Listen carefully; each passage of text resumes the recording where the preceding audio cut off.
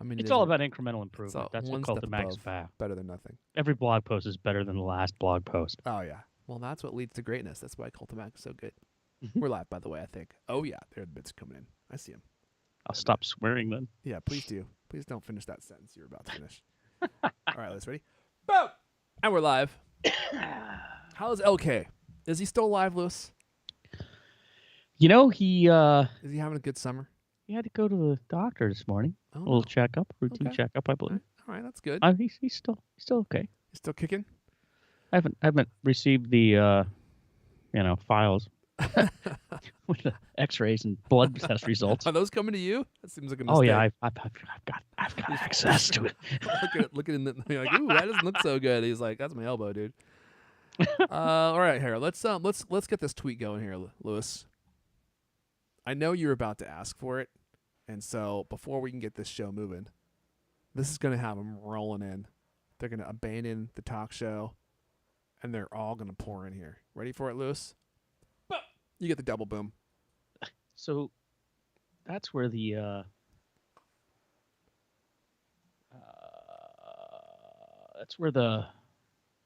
new thumbnail would go. I see. Well, that's going to go on YouTube, but we can talk about that later. Shout out to Christopher Gavin. Hello! Shout out to Reese Grundy. He says, hello, gentlemen. Good to see you from Manchester, UK. That's probably pretty close to what he sounds like. We got Jeff Druin here. We got Sajid Iqbal here from Bradford, UK. Nick Perry. Oh, everyone's from the UK here. Greetings, salutations from my sweet... Oh, it's my sweet culty friends. Okay. Thought you were telling me your city. Oh my goodness. We're just a week away from the new iPhone announcement. Crazy. And we have some last minute leaks to talk about with you all. Last minute leaks. We have more stuff in the show that we know what to do with. We actually had to pull some stuff out because there's actually too much to talk about. So I think we're going to go ahead and just dive right in here. Lewis is reading. What are you reading over there, Lewis? I'll just continue with the show prep that Okay. we're so well known maybe you're for. reading the pre-written eulogy that you have for Leander Cage, making sure it's ready to go. Just I'm crossing the I's and dotting the T's. The lowercase J's. All right. Shout out to Ulysses with a that's a very upbeat. Hey y'all. Only 6 days left till Christmas. That's right. Hopefully we like what we see. Wow, that reminds me. I need to reapply for an Apple Card. What, you mean like your credit card? Yeah, Why would you need to reapply? because I don't have one. Oh. So have you applied? Yeah, I might be the only person who ever didn't get. You get rejected? There was some kind of, it's because I had an account that got canceled. Uh-huh. It was. Long story short, it was just like my mom's account, and it got canceled after her death. But it was in my name too, and because the account was canceled, they said, "Well, we can't do it." You got canceled. So it's like, okay, great. Well, you're the one guy that got awesome. You're the one guy that got rejected by Apple Card. Stellar credit rating, I might add, and yet some technicality. I wouldn't bother with the Apple Card. That measly 3% cash back they give you is not worth it. It's way better to get a credit card that gives you extended warranty on your hardware, and they don't offer that. I thought there were other perks to using the Apple Card.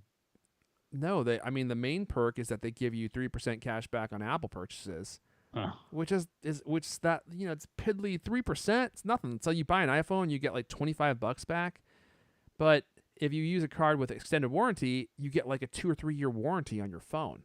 It's like that's way more valuable than the $23 you get back. Though. That's why I've never applied for Apple Card. I'm like, this card is pointless. I don't need that because I got Apple Pay Plus or Apple Care Plus through the iPhone upgrade program. All right, well then you don't need it. I need to apply.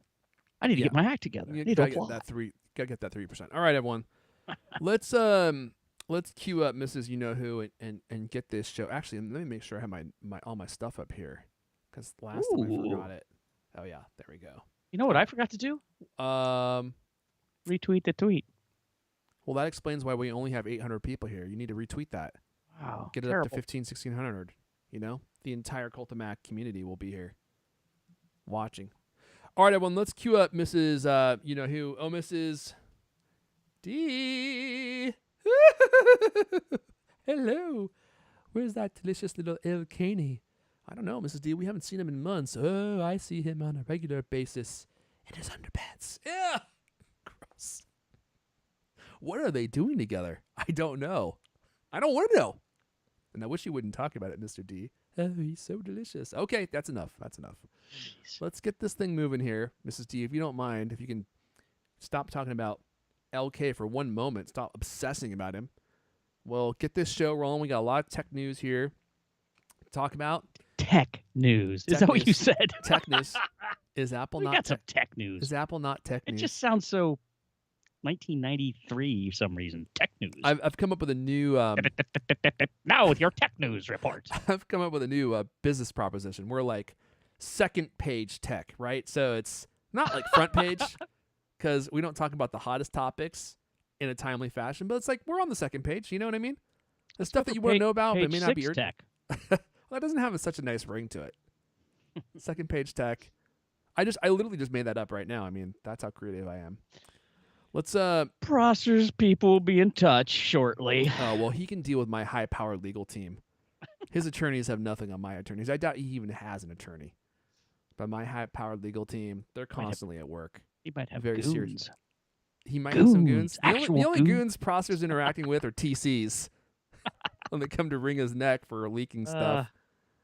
All right, let's go ahead and get this thing going. I got the tunes queued up. I think we're ready to roll. In 3, 2, 1. Hello and welcome to Hookcast, the best 30-plus minute Apple conversation you're going to hear all week long. I'm your host, Aaron Elijah. Joining me today, he's been doing forearm lifts to beef up for the ridiculous size of that upcoming Apple Watch Pro. Forearm weights also help with grip strength, which is crucial for catching those escaping Cultimac riders. He's the managing editor of Cultimac. Louis Wallace is here. Ready. Look at that bicep action you got going there. You gotta be careful. You're gonna stretch that shirt out. Need to buy some biceps. Buy some steps. No one grips like the back of the neck like you do, Louis. That's why they never escape. I like to call it the scruff. You just grab that scruff and pull him back in the cage, don't you? I mean, rhymes with enough. That's key. If you're gonna catch those escaping Cultimac riders who are whining about more yard time and they want water or something, or they demand better quality food in the Cultimac rider trough. Union now. Union. All right, my friends, we have many topics to talk about today. Many topics to talk about today. Of course, we've got some new iPhone 14 intel for you, some new leaks, some brand new last-minute leaks. We've got some new stuff to talk about with Apple Watch Pro, some new leaks, last-minute leaks there. We are going to be talking about some of the features coming to iPhone 14. And we've got some other interesting developments around carriers with the iPhone, which I think is you might find fascinating, and how soon you may not even need a cell phone tower to connect your iPhone because you'll be using a satellite. Oh, yes. And then I thought we'd wrap up with a really fascinating story. This is more of a general tech story, but I don't know if you all have been following the progress of AI-generated artwork. You may not have even heard anything about this. It's gotten to be so good. Like there are applications where you can literally just type in different topics, and the AI will create artwork based on your sentences and your words and stuff. And it's gotten to be so good that it's actually beating actual artists now. And there was a story that I saw this week about a guy who actually won an art competition using AI-generated artwork, which, kind of goes against the spirit of a artwork competition, but he still won it. And this art is just beautiful. And it was created by machine learning. Isn't that crazy? So we'll wrap up with that. Look, the Temecula sounds like a opposing force to the Vulcans. He says, "I'm making AR art right now. Can you post something? Post a link to something?" Love your shirt, Lewis, says AH. Am I supposed to? Is that ice cream trucks dropping popsicles? Yeah, those bomb pops. Oh. I gotcha. I call those firecrackers, so that didn't really make sense to me. It's very don't know. bright, isn't it? I mean, like I'm really. It's not that bright. It doesn't look that red in real life. I dude, don't it know. it it, My it camera needs to almost it be looks adjusted. electric. It looks like I that hope shirt is nobody burns glowing. their retinas. Every time I blink, I still see your form, your corporeal form burned into my mind. I hope it goes away. Yeah, good luck with that. That's hopefully not like OLED where I got permanent burn in now. All right, everyone. Let's see here. Before we dive in, I'm gonna give a hearty thank you to you all, for supporting Cult Cloth. The orders just keep coming in. The orders just keep coming in. And you know what? Honestly, there's just nothing like Cult Cloth. There's just nothing like it. If you're looking for a way to keep your gadgets, your glasses, your lenses, your MacBook Pro, your iMac, any technology that you have sparkling clean, you're just not going to find anything that works better, and not even close to Cult Cloth. It's made from a fiber that goes through a special process that breaks down the surface area, which gives it drastically more cleaning power, and it just picks up everything. And our new Cult Cloth Duo, which we released maybe a year ago, it has this dual fiber design. As you can see, it's almost looks like a shag carpet here, doesn't it, Lewis? It's very shaggy. Oh, I know that's yeah, your style too. You're a big fan of Yeah, shag. you can just see how grippy that thing is. Yeah, and all those little fibers just reach down around the crack of your case, or any crack that you prefer, and pull out all the detritus and all the little crumbs and everything, and you're just left with nothing left behind but sparkling glass and metal. I mean, I've just never used anything that works nearly as good as Cult Cloth does. So if you still haven't gotten some, I don't know how many people left on this podcast still haven't gotten any, because we've gotten thousands and thousands of orders. But if that's you, or if you want another pair, go to cultcloth.co, and pick up a set of Cult Cloth. You can get a free carry cloth, which are really fantastic at cleaning your phone and your glasses on the go and stuff. With any order, just use code CultCast at checkout at cultcloth.co. And, your purchase not only is going to get you a fantastic product, it also supports the show. It supports me. And it helps us not jam the show full of ads. Have you noticed that the show is not just jam-packed full of ads? Like, we don't want to have the show jam-packed full of ads. We don't want the show to be an ad interrupted by podcasts, like so many podcasts are. Who needs money? I certainly don't. I don't even like money. Lewis keeps telling us we need more of it. Allergic to it. I'm like, I really don't want any more money, Lewis. So if you all I support us, that'd be great. Yeah. I want to know who the Cult Cloth mascot is. Did you have a beard like that at one point? Well, the artwork ended up being a hybrid, like a potential hybrid child of myself and Buster Heine. Like if we were able to develop a child in a Chinese laboratory, this might be what it looked like. Yeah. And he kind of looks outside of Wuhan. Oh, we tried the one in Wuhan. We didn't like the result. It didn't operate the way we thought it would. But this one turned out pretty good. And you like that Amish look that he's got? I was gonna say there's a little Amish feel to it, and also a little bit of Popeye. I'm not seeing the Popeye, but maybe because of the wink. What you don't see the Popeye? It's the popped eye. Okay, well, yeah, but he doesn't look like the character Popeye. No, it's a. You know what? You just edified me. I never really connected the Popeye expression with, like, you have an eye popped out, right? You're like, you get that one eye popping. I never actually ever made any connection between the words and the action. Oh, gee whiz.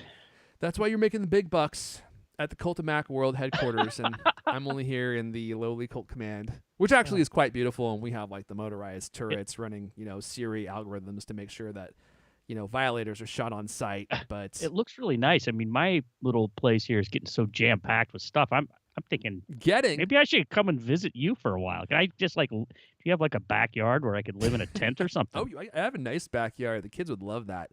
They would love if some strange man came and slept in my backyard. They would think that was so fun. Every now and then I'd have to, kill a chicken and eat it. I wouldn't mind that at all, actually. I'm not a big fan of the chickens. Point out which one you can live without. Constantly squawking. Constantly making noise.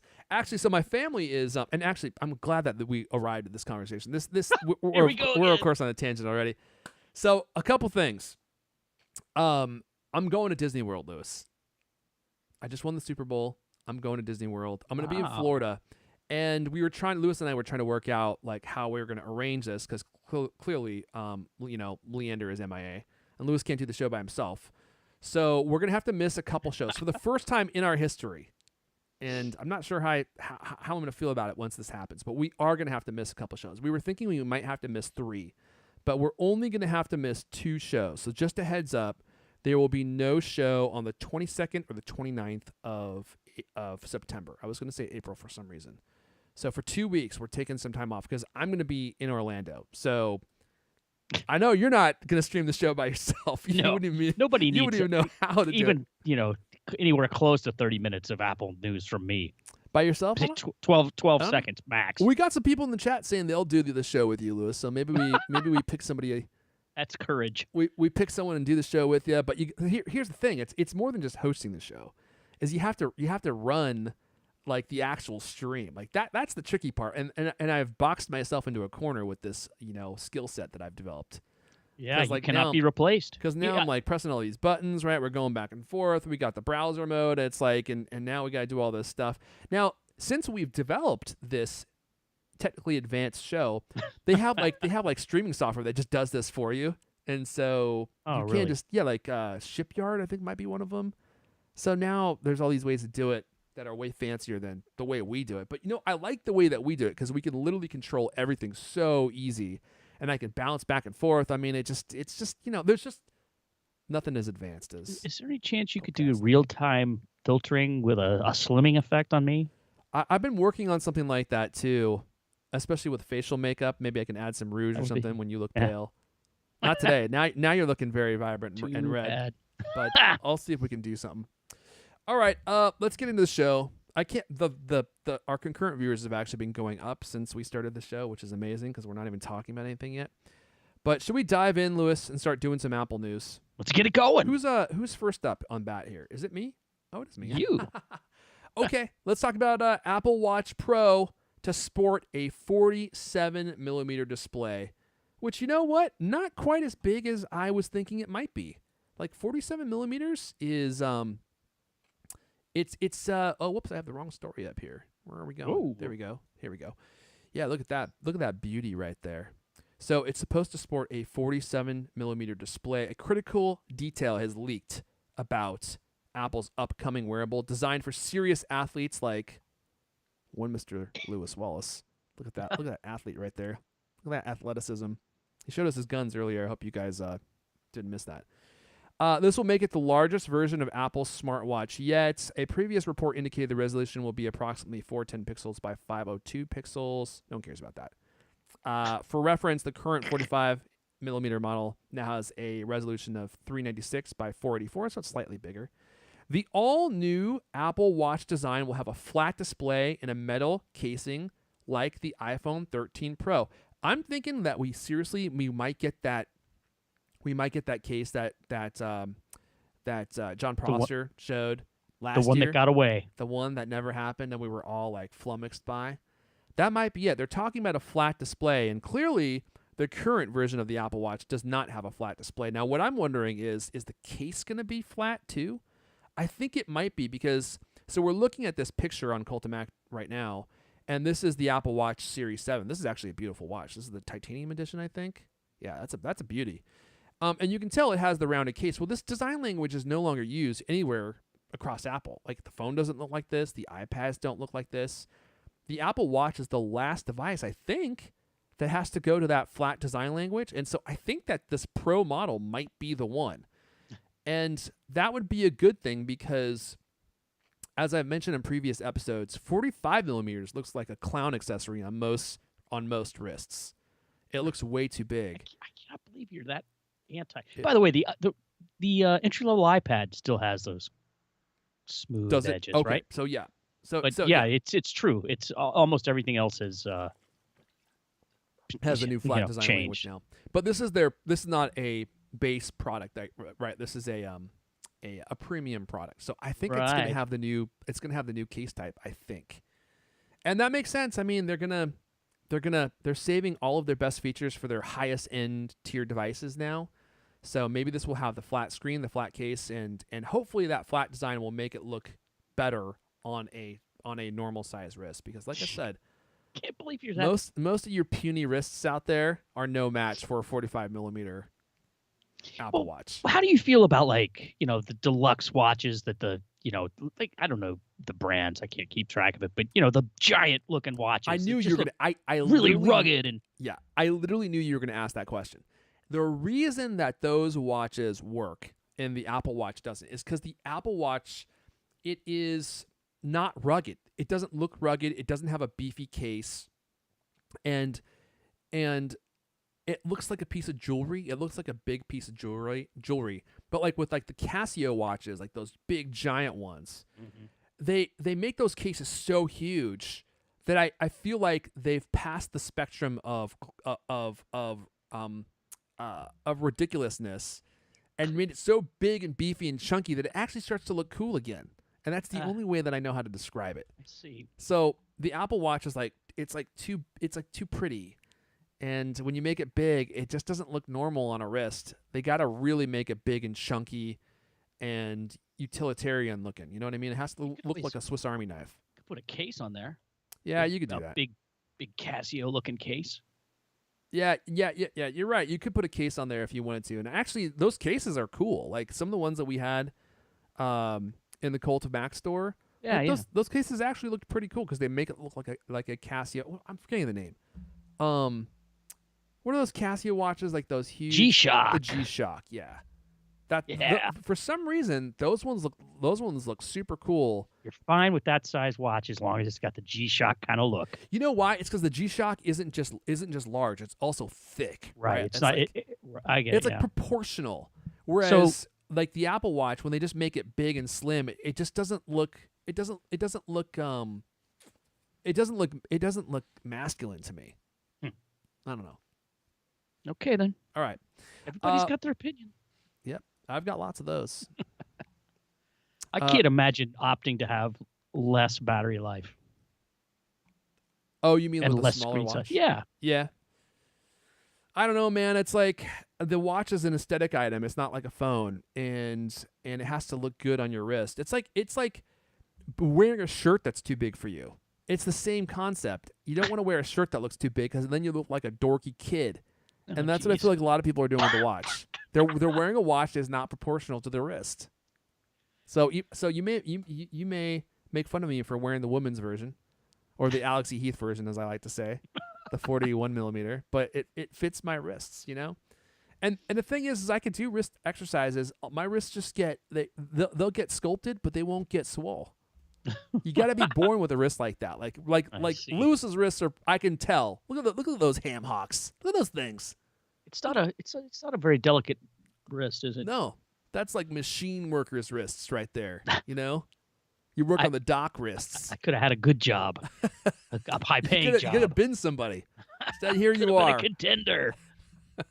All right, so let's move on and talk more about the Apple Watch, Lewis, since we've got some more intel about who it's going to be aimed at here. Yeah, this is an article we just published today, Thursday, by Graham Bauer, our resident Apple Watch expert, and he lays out this thing why he says, okay, like he basically saying we've been kind of misguided or misdirected with our what is this going to be? Because we've been talking for over a year now about a rugged Apple Watch, right? And everybody immediately jumped to Garmin and G-Shock and all that kind of thing.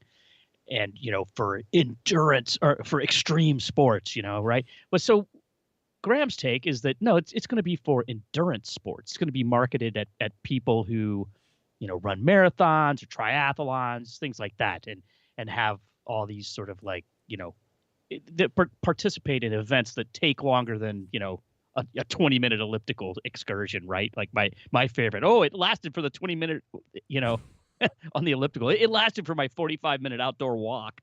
But like if you're running a marathon, especially if you're not super fast, your watch is probably not going to make it. In fact, so Graham kind of pulled it all together. He's like, okay, it sounds like it's going to be looking a lot like a regular Apple Watch, but maybe with that design that we were talking about before, with the flat size and the flat thing. And he says, well, that would make a lot of sense because that can get deeper. It can allow for a bigger battery as opposed to like the watch as it is now. You start, it's already pretty thick and kind of maybe, I don't want to use the word goofy, but you can imagine if they made that watch as it currently is a lot bigger to have a lot battery, it would be odd looking, right? So maybe the square sides make it look better with a deeper thing, a bigger battery, and then it could be used by these people, right? And so some of the clues that Graham used to back up his, it's a prediction, it's a theory. He points out that back in, I guess it's 2016, he was getting ready to run the New York City Marathon, and he contacted Apple's press team saying, "Hey, I'm gonna test this thing in a marathon, right?" And they told him, "Put it in power saving mode." That was Apple's response, which is basically like, what? It's an admission that your watch isn't good enough, right? Right. And Graham said, "Well, I went against their recommendation. I was able to use it. He finished like 3 hours and 20 minutes or something ridiculous, and so it wasn't a problem, right? But like if for instance I ran a marathon, it would take me a day and a half. I would not be able to use the watch, track the whole thing." He also points out, if you look, you look at the iFixit teardown Series 7, you see that the watch is, single largest component in there is the battery. So that's why he thinks, they definitely have to increase that battery size. They have to make this last longer, and they're going to market it toward. They're going to say it's for these extreme athletes, right? And then he goes on to point out, like, really, are they making a watch for triathletes? Are they really making a watch for marathoners? How many marathoners are there, right? And aren't those people already like using Garmin's or something that has a 7-day battery life? But he says, well, it's about making the watch aspirational. It's about making you go, oh, I have a watch that can do this. I have the high end rugged watch that is for athletes. It makes you feel like good, right? Makes you feel like you're the man. You're going for it, right? And one of the things that he points out is that, well, I've lost that part of it. I'll find that in a second. But he points to like the way that this other watchmaker, luxury watchmaker named Omega, promotes its Speedmaster professional watch as being the first and only model worn on the moon, and that kind of thing. Like, okay, well, so this is going to be like the watch that's worn by, ultra marathoners, right?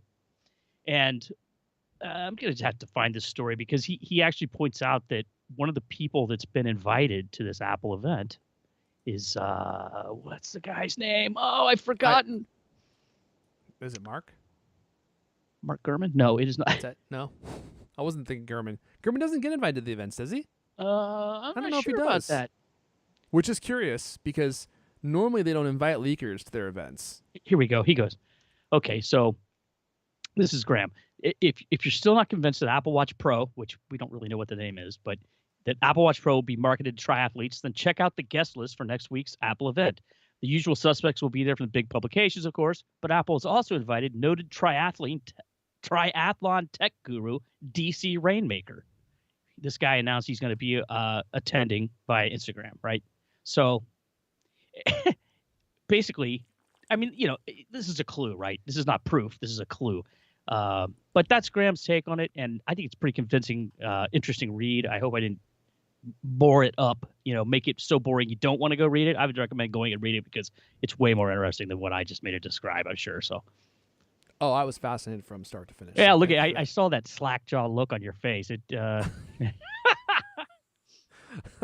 No. While you were talking about that, I was reading the chat and somebody was saying the larger Apple Watch would be perfect for watching YouTube videos. There's some app called the WatchTube app that you can watch. You've heard of this? See, yeah. I've never heard of this, and so I was looking for it while we were talking, and lo and behold, there is an app.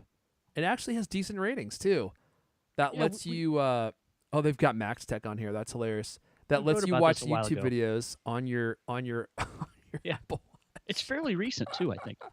Dude, I'm totally gonna try this. Is it free? Yeah, it's free. I'm totally gonna try this because so I use my postage Apple Watch stamp size YouTube in the sauna at my gym, right? Because I don't want to take my phone in there, and I would love to be able to watch YouTube on my wrist or just listen to YouTube videos while I'm in the sauna, right?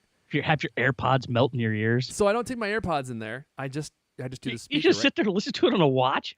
Well, I think so. I think that's how this works. I think it just has Oh like dear. it just uses the speaker, and I couldn't figure out how to do this. I don't know if it will let you listen to content without AirPods. I'm not sure about that. Does anyone know in the chat? But if it does, that would be perfect because that's what I'm looking for.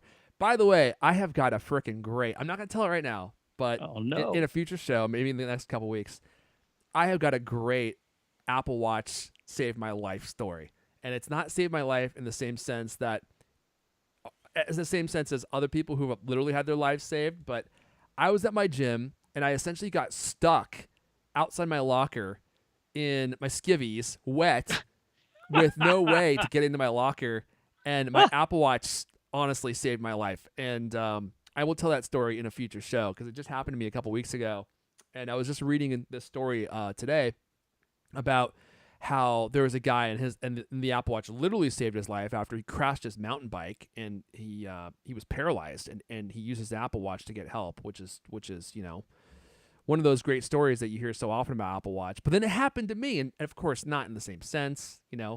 It figuratively saved my life because the amount of embarrassment I would have had if I wasn't able to get help with my Apple Watch would have been enough to potentially kill me. So I can't tell it now. I know I've built it up a lot, but we got to move on because Lewis talked about the Apple Watch for like a good 25 minutes, and now we got to move on to other stories. But I will definitely tell it in the next 1 to 2 shows. I think that's it for Apple Watch. Yeah, it is. Maybe they'll sway me, Lewis. I don't know. I mean, I've got a Series 6. I love my Series 6. If they come out with a new design that is flat and looks more modern than the regular Apple Watch, they might get me. They just might get me. It's tempting. But it's going to take more than a blood pressure monitor to get me to upgrade my Apple Watch. Well, they're not going to. That's not even on the Oh, table. sorry, not blood pressure. Temperature. Yeah. It's going to take more than a temperature probe. And we already Right. explained how that whole process is going to work. You have to, take the straps off and put it into your keister Pulp Fiction style. So I'm so pleased with my Apple Watch 6. I don't even know. It's I know, hard I to love mine. imagine what they're going to do to get me to upgrade.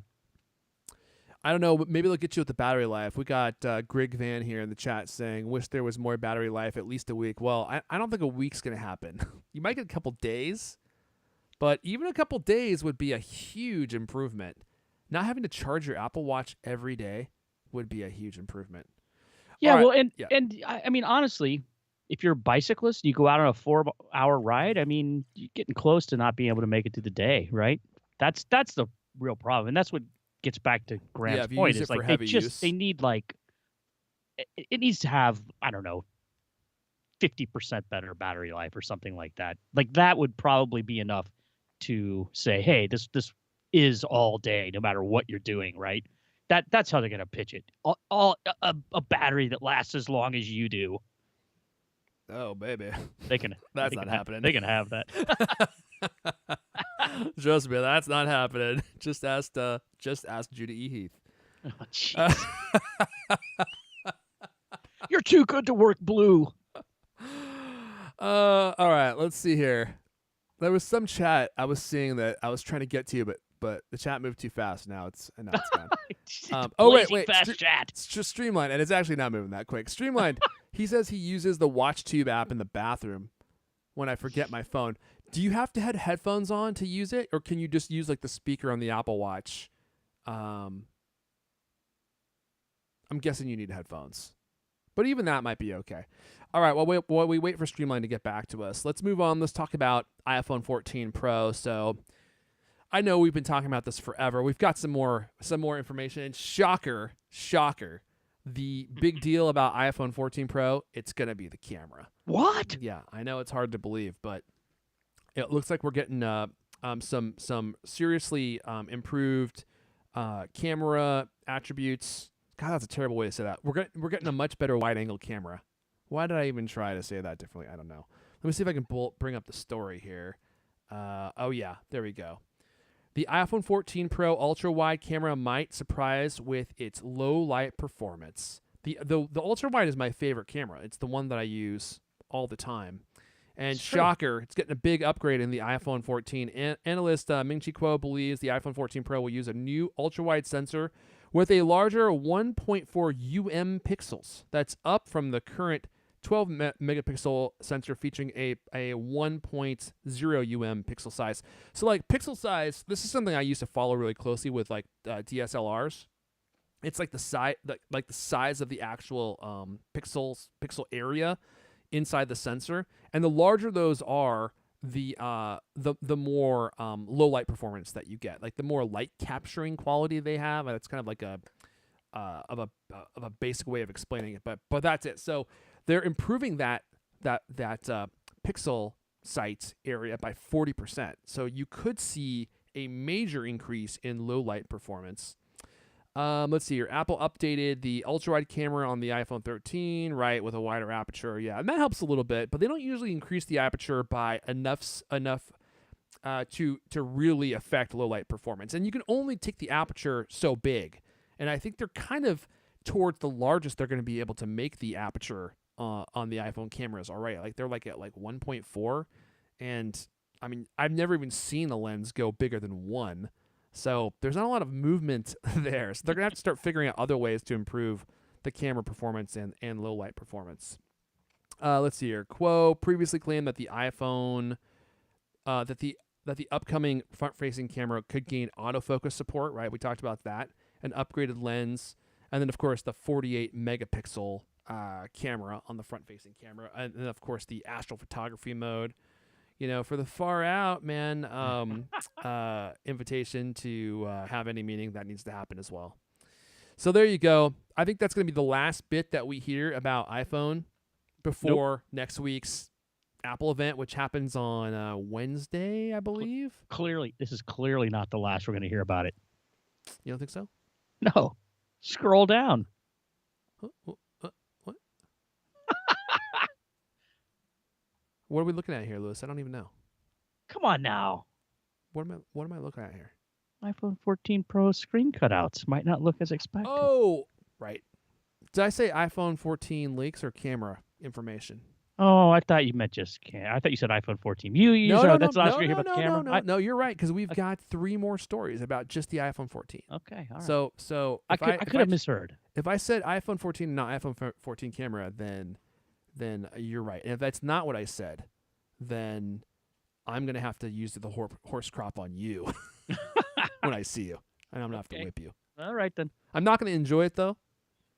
Maybe a little bit. It always hurts me more than it hurts them. Right. That's what you tell them, right? As you whip and they whimper. All right, so let's talk more about iPhone 14.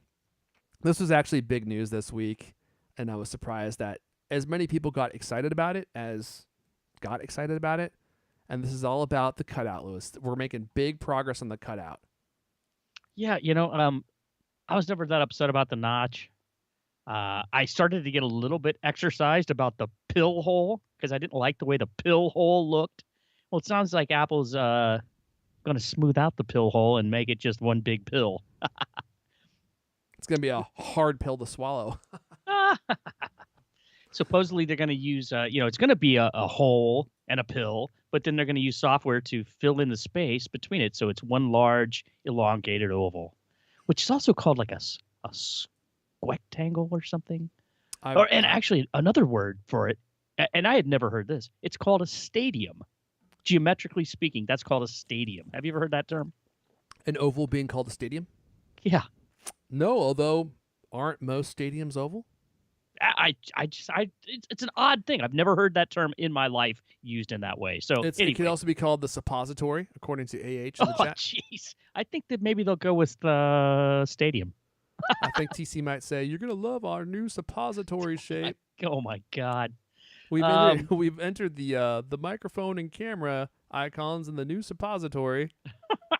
Wouldn't that be funny if they did that and they just never ran that by marketing? They never vetted it with anyone? I'm sure that's what's going to happen. So, it's not a hardware change. It's the same 2 cutouts we've been hearing about forever.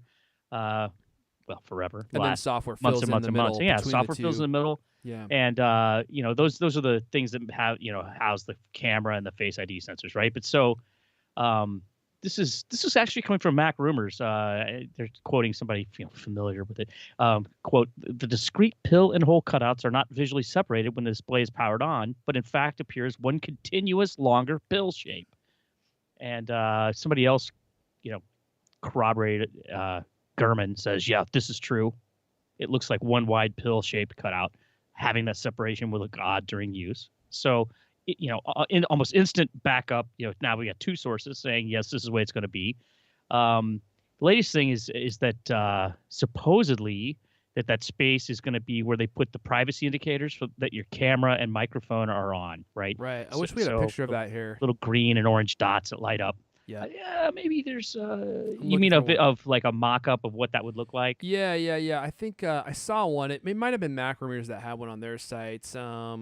Maybe 9 to 5 Mac. I think they might have been the ones that came up with this. I'm not gonna go there, Lewis. I wouldn't subject you to that. Yeah, that's where it is. I'm sorry. Here's the link. You got it? Yeah, there you go. Where are you posting it? In Slack? Yeah, where else am I gonna post? I don't know. Oh my goodness, you're gonna make me click the link. Give them the page view. Oh, God. They earned it. It's not just our page view; it's the hundreds of thousands of people watching the show live and listening after the fact. That's fine. It's a good little mock-up. I know. That is a good mock-up. I have to hand it to the scumbags over at 9 to 5 Mac. I'm just joking. They're fine. They're good guys. Very subtle watermarking they put on there too. Oh yeah, you're right. They did put a little watermark in there, didn't they? Scoundrels. Scoundrels. I don't like the watermark. I don't like we use them occasionally. They just junk everything up. Yeah. You know what, man? I could have created this mock-up. Looks good. So to me, that looks much better than the pill hole, which I have just never thought. It didn't make any sense to me. It's not the way Apple does stuff. I mean, they're all about symmetry, right? Why would they do that?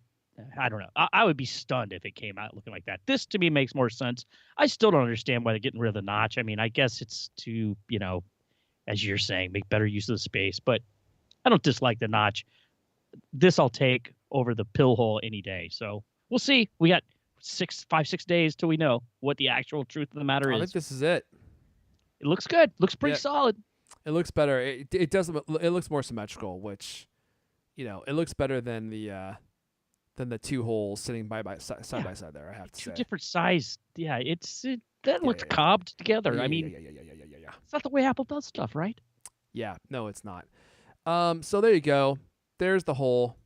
There's the suppository right there for you. Squectangle. I like that. Sometimes I just sit back and I just think to myself, we're so in the weeds here. Like, would any normal people want? They would come to this show and we'd be talking about like the hole shape that we expect on the iPhone, and they'd be like, "What the hell is this?" Like, and there's like people here watching, and we're talking about it in the chats. It's like they're like, "Who the hell are these guys? Like, what are they talking about here?" All right, let's move on. Let's talk about satellite communication here. Which one of us is taking this? Is this you or me? I guess my name's under it. I have to read it real quick. Okay. Yeah. So just read it verbatim. Try not to alter the pitch of your voice if you would. This is this is building on like the far out invitation, which is it astrophotography? Is it satellite communications? Satellite communications has been rumored to be a thing coming in the iPhone for a while. Anyway, this report comes from Mac Rumors, I believe. Yep. Apple may announce its long-rumored satellite connectivity feature for the iPhone 14 next month, according to Tim Farrar, a satellite communications consultant at California-based research firm Telecom Media and Finance Associates. Boy, that name really kind of goes out on the limb with creativity. That's a whole lot there. Telecom Media and Finance Associates. Okay. Farrar said Apple's service would be offered free of charge for two-way text messaging. And Bloomberg's Mark Gurman predicted the feature would be intended for use in emergency situations. This is what we heard before, right? Yep. This is going to be like you're out in the middle of the desert. There's no cell service. You're caught in quicksand. Do they have quicksand in deserts? I don't think so. They have actual sand. I mean, they've got rodents of unusual size, don't they? Yeah, you get wedged between two giant rocks. You can't get you're no cell service. Don't start start squirming, because that will send you even lower. You gotta just stay still and make your body as big as possible. And watch out for those rodents of unusual size. Yeah.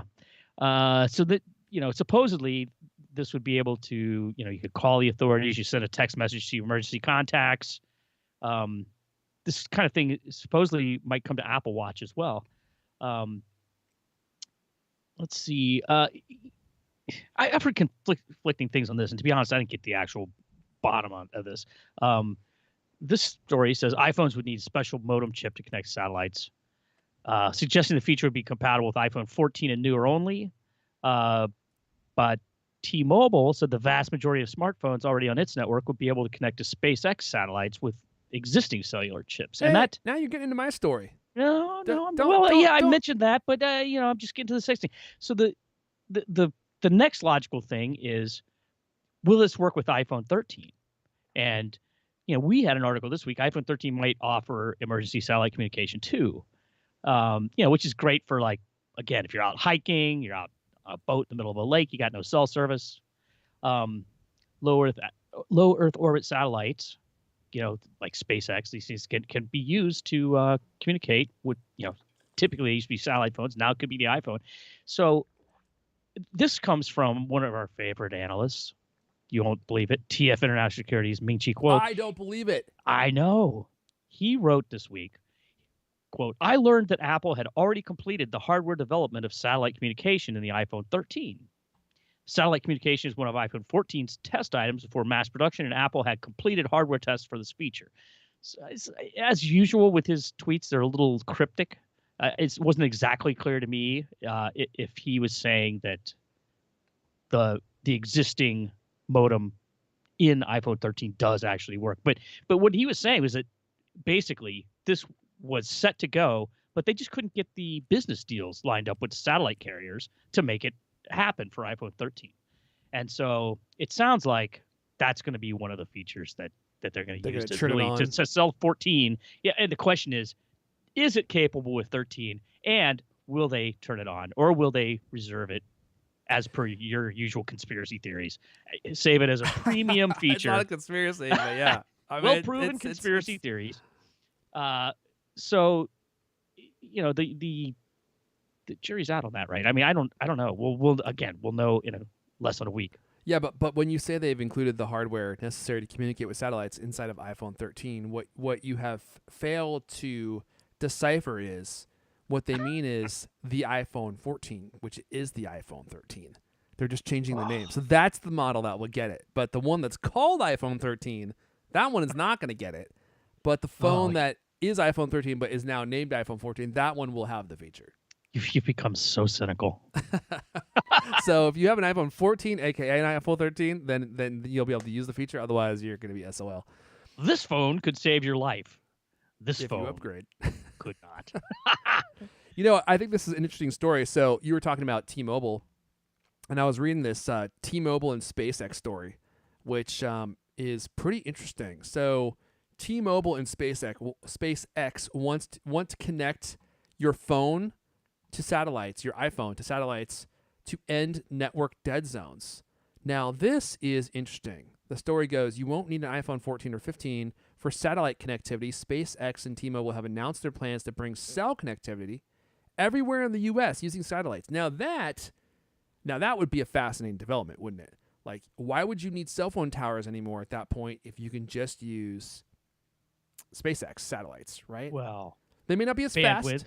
Bandwidth, right? They may not be as fast, but there are a lot of people that are using oh my gosh, what is the service that Starlink? There are a lot of people that are using Starlink modems now out in the country, and they're getting super fast speeds. So, like, could they build that into your phone? That would be interesting, and all of a sudden you would have reception anywhere on Earth, no matter where you are. I mean, that is a major development. A major leap forward in the world of mobile phones and being able to access data and do things anywhere on Earth. Like, that would be a pretty huge leap forward. The service won't require your phone to have satellite connectivity or any special chip. T-Mobile says it will work with the vast majority of phones already on its network. T-Mobile and SpaceX will collaborate to create a new satellite-to-cellular network called Coverage Above and Beyond. This will involve broadcasting from Starlink satellites using T-Mobile mid-band spectrum. T-Mobile plans to give its subscribers cellular access in the continental U.S., Hawaii, parts of Alaska, and a few other regions. Initially, the satellite service will provide SMS and MMS with voice and data coverage planned for later. The service will be bundled for free with T-Mobile's most popular plans. Like, that's pretty crazy, man. Like, that to me, that sounds like the future. Like, not having to rely on a cell phone tower to get signal, especially 5G, because you have to be really close to the 5G, broadcast spots, because they're not like traditional towers. And now you're able to communicate with a satellite from anywhere. Yeah, that could be awesome. That's a huge leap forward in TikTok and Instagram capabilities. So does this also make you start thinking and considering how weird it is that, like, if you go to another country, you have to go to a different cell service? Right. You go to Europe and you know different. I mean, it's like in the United States, right? But if you go from Italy to Spain, you might really have to switch chips again. It's quite odd that it's how kind of fragmented that market is, and God forbid you go over there and use your own U.S. based chip. I mean, you'll regret that instantly. Well, T-Mobile is an charge international so much carrier, money. right? So, Well, I don't know. Are Yeah. they? Do they? Yeah. If you buy a T-Mobile plan, is it everywhere on Earth? it's not everywhere on Earth, but it works in like 70 different countries. Jeez, I didn't even know that. Yeah, they're all over the place, man. Like I- they might be the most international carrier that there is. Why haven't I switched to T-Mobile? Is it because I like paying more for Verizon? Well, you also like you also like that it's low network coverage, right? So everywhere you go, it disconnects. Like that gives you a more peaceful life. It's always connected. I just love the blazing fast, 1 megabyte 1 megabit. download. That's crazy. Like, oh my goodness, think how fast you Wow. could download pictures from Instagram, I TikTok just- videos, I are keep sitting- load in real I time. keep sending you screenshots of the screen test in the Bay Area, right? Of like, oh wow, look how fast this is. Sometimes it's even on the Verizon splits up, so it has regular working man's 5G, and then they've got the ultra wideband that's supposed to be really fast, and it's like, oh, it's almost as fast as dial-up. Jeez, this is It's great. like you live in like the camel lands of Australia, Wow. like that, like the interior of the country where there is no one except for camels. That's like what your cell phone service is in San Francisco. You can download an entire movie in less than a day. Well, and then the small print, it's like SD movie only 75 megabytes or lower. It's so disgusting, and they charge so much money. I might have to actually look into T-Mobile. I would check it out, man. I mean, I don't know what their coverage is like in your area. In Seattle, it's not as good as AT&T is, but they have a lot of great features. They also offer you like a ton of like streaming services free. Like they just started offering Apple TV Plus to subscribers, which is something that the carriers are starting to do now, which I really like. So AT&T gives me HBO Max for free. Yeah, Which is awesome. Like, it's like, wow, I get HBO Max now. It's like $15 a month, and now I just get it with my plan. Like, that's pretty cool. Verizon gives you Disney Plus, Hulu, ESPN. Wow, they give you all those? Yeah, they Man, AT&T's it started out with gotta get on Disney it. Plus, and then they switch it to that combo package, right? It's like good, Dang. but I don't remember what it's called. Disney Plus. Yeah, all I'm getting is So many pluses. I know there's pluses everywhere now, man. There's pluses all over the place. All right, there's all our Apple news. So if you want to just disconnect now, I'm giving you your heads up. We're leaving the realm of Apple news, and we're going to talk about one other last story here that I thought was really interesting. And if you've never seen what's happening in the world of AI, machine learning created artwork, you actually might have your mind blown by this. If you're ever on TikTok, you'll eventually see a video like this pop up where someone's like, I asked AI to create like a scene of like the creation of the world, and here's what it showed me. And then it's like there's all this beautiful artwork. I don't know how it works. I don't know how this machine learning works, but it just keeps getting better, and it's creating artwork that is it looks like something that a human could create, and only really a talented human. And so as the story goes, let me see if I can pull this story up here. I guess I'm going to mention this just real fast for our U.S. listeners. I cut the story, but I have it up in my browser. I just want to tell you, U.S. theaters will sell $3 movie tickets on September 3rd this weekend. Movie theaters across the country are having a have a announced a new National Cinema Day, aka Please Come Back Day, and if you want, you can get $3 tickets at theaters all across the country. So just a heads up, if you want to go see a movie for $3 this weekend on the 3rd, in the U.S., there's your PSA. I don't want to talk too much about it because we're already out of time. Let's move to this other story, but I at least wanted to let you know. An AI-generated artwork won first place at a state fair arts competition, and artists are pissed. Look at that. There's the image. For those of you listening, I'm going to try to describe this to you. It looks like an oil painting of some like sci-fi scene from the Enlightenment era. You know, it looks like old world Italy mixed with sci-fi. Renaissance master. Yeah, yeah, yeah. The Renaissance. That's the word I was looking for. My brain denied me. But doesn't it? It looks like blue an ribbon. Is that part of the AI thing too? I don't know if that was clearly that the AI was not used to design that ribbon. That ribbon looks like doo doo. But this dude entered the Colorado State Fair fine art competition using an AI generated artwork on Monday, and he said, "I won first place." That's hilarious. A user named Sincarnate said in a Discord post above the photos of the AI generated canvases hanging at the fair. Sincarnate's name is Jason Allen. He is president of Colorado-based tabletop gaming company Incarnate Games. Okay, we don't need to know that. According to the state fair's website, he won in the digital art category with a work called Theatre d'Opera Spatiale. The image, which Allen printed on canvas for submission, is gorgeous. Yeah, we can see that. It depicts a strange scene that looks like it could be from a space opera. Yeah, I can see that. And it looks like a masterfully done painting. Classical figures in a Baroque hall stare through a circular viewpoint into a sun-drenched and radiant landscape. That is a really beautiful image, isn't it, Lewis? It looks something like out of a sci-fi comic. Yep. But Allen didn't paint Theatre d'Opera Spatiale. AI software called Midjourney did it. Now, I've always wondered how they were doing this. So there you go. It's software called Midjourney. It used his prompts, and then created the painting based on his prompts. The distinction has caused controversy on Twitter, where artists and enthusiasts accused Allen of hastening the death of creative jobs. I don't know about that, but he definitely shouldn't have won a competition for entering a few words into a piece of software and then entering that as his submission. I mean, that's pretty bogus, dude. I mean, that definitely goes against the spirit of what you were supposed to be doing. Do we have pictures of the actual artwork here? Oh yeah, look at these other pieces. Wow, those are cool, man. Have you been using these things at all, like DALL-E or any of these other AI generators? What's that? Say what? Have you been using like DALL-E or any of these other No. AI? Check out in Slack, for instance. That's something I did with I can't remember which. It wasn't. I can't remember the name of it, but it's hilarious. Yeah, it's hilarious. You put in anything you want. Huh? What did you use?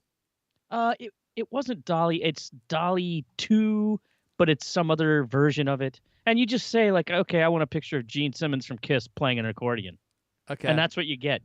Okay. You know, nightmare hellscape. Creator dot. Okay, here we go. I'm gonna make one live. Let's make one live together. What should we say? Let's see. Tim Cook playing chess with a baboon. Playing chess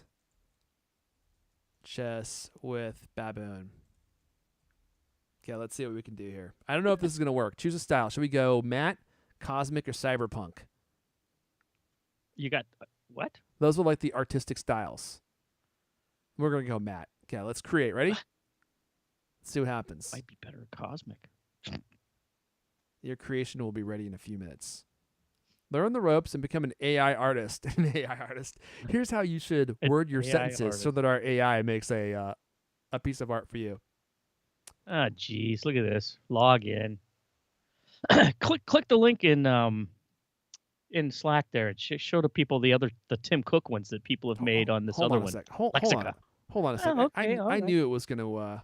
It's gonna take a while. I gotta boot this. I gotta boot this dude from the chat. Oh, get ready. Open up those cheeks. Boom. Oh, wow, man, that felt really? good. Yeah, somebody was spamming. It wants me That- to log in. Is that what it said? Yeah, dude, this is crazy. See, It wants you to buy some credits or oh, give use me some a free break. credit. Yeah, garbage. Just click the link. Click the link in the All right. Slack there, and show the people that. These things. I if knew you- it was going to a try. simple search. Yeah, they're not all like that.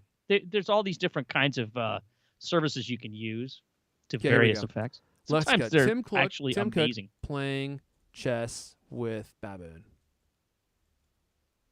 It's called lexica.art. If anyone wants to go check this out, let's see.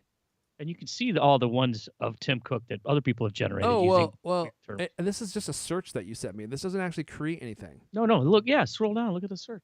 Oh, just search Tim Cook. Okay, got it. This is searches for Tim Cook. You know, who Got knows? it. Okay, If so you this doesn't look actually- at it, it tells you what the kind of prompts are, right? it's not showing me bupkis here, Lewis. If you scroll over each image, it tells you what yeah, the terms it's not are. showing me any images. It's just What? blank. Yeah, that's the problem. Is You're not seeing any images? No, it says showing 13, but it's not showing me a gall darn thing. Oh, what the world? It's just blank. I see them. Hmm. Scroll. Have you considered scrolling down?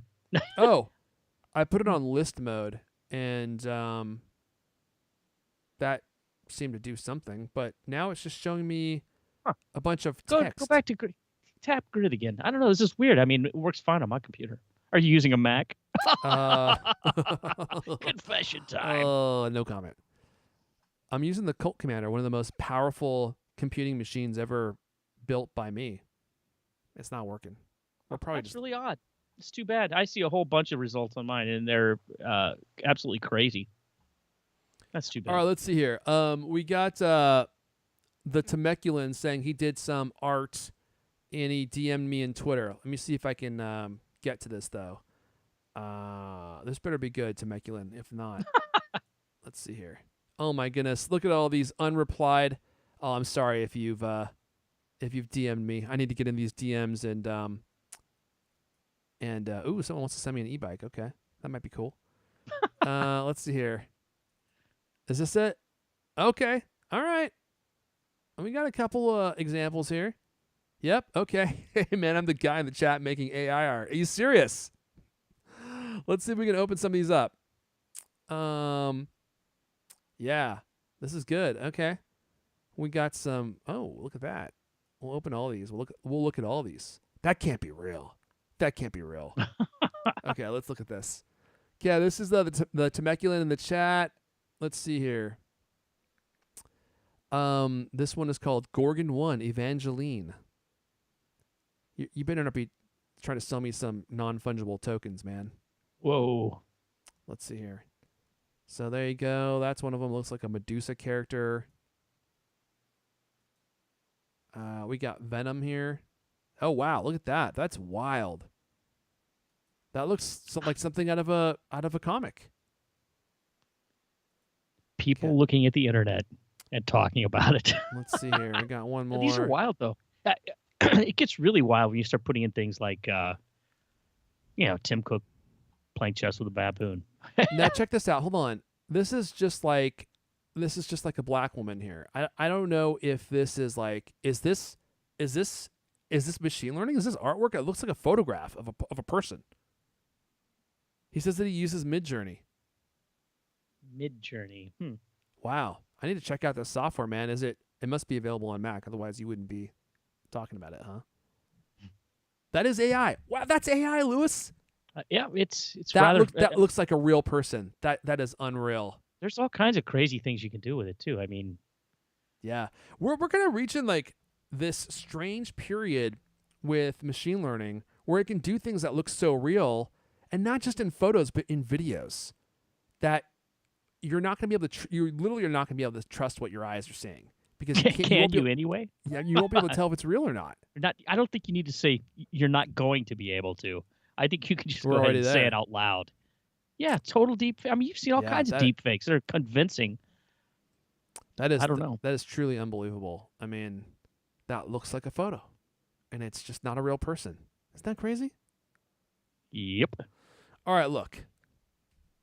We're getting in the weeds here. And we're talking about photos on an audio podcast, primarily audio podcast. Yeah, that's. So I think we should go ahead and Start the music up there, Lewis. Let's go ahead and wrap it up. I mean, that's all the podcasts we have. 5 more days this week. We got 5 more days until the big event, my friends. We'll of course have a show next week to talk about that and to go over everything that Apple announces at the event, which will be great. Until then, that's all the Cultcast we have for you guys this week. If you want to come show us your AI artwork, we're both on Twitter.